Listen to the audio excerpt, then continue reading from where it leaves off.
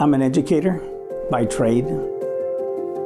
I consider it a sacred privilege to be an educator, regardless of the level that we're teaching, to interact with students that come into our classroom, influence their behavior, urge them in a direction to keep going to school, applying for graduate schools, you name it. Born and raised in Phoenix, Arizona, 5th generation, very few of us. I like to tell folks, my family was here before the border crossed us. I started out as a management trainee with Montgomery Ward's, an old department store that somebody may not remember. I figured out the money was great, but not for me.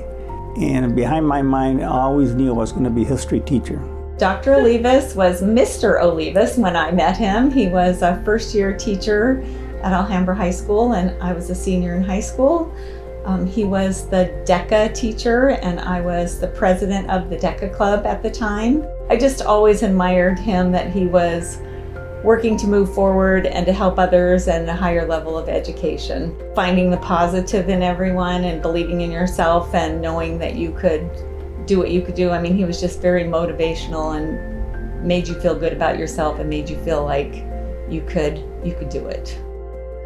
Proudest leadership moments is viewing all the students that I've interacted with from high school to a community college where I taught at Scottsdale Community College and Arizona State University. Seeing them succeed, and to walk into a facility, a gathering such as today, and see your former students in action. Now as parents, and now as difference makers for their communities. Nothing makes me more proud. Cuidado con esta. Who are your friends? Who's going to influence you? And stand tall for who you are. Messages that I got from my mom and my dad, from my uncles, and from others. Dr. Olivas is just an icon. Back when I was in school, I remember we used to call him the man, the legend, the myth, Dr. O.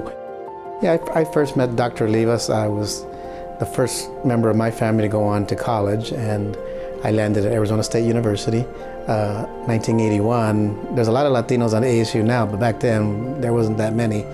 So I looked for help. I looked for people that looked like me, that I could talk to, and came across the organization called Hispanic Business Student Association. And Dr. Olivas was the professor that was the advisor for the organization.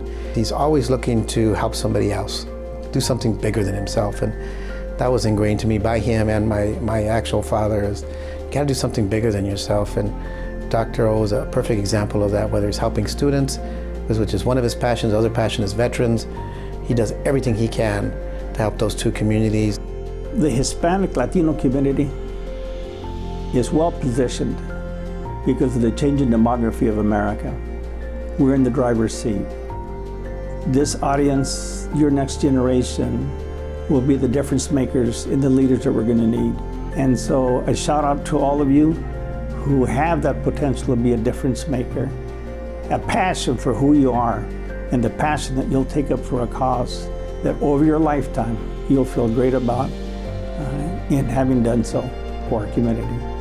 I want to thank my wife, Nana, 52 years, for allowing me to share my experiences, share my time, our family time with others.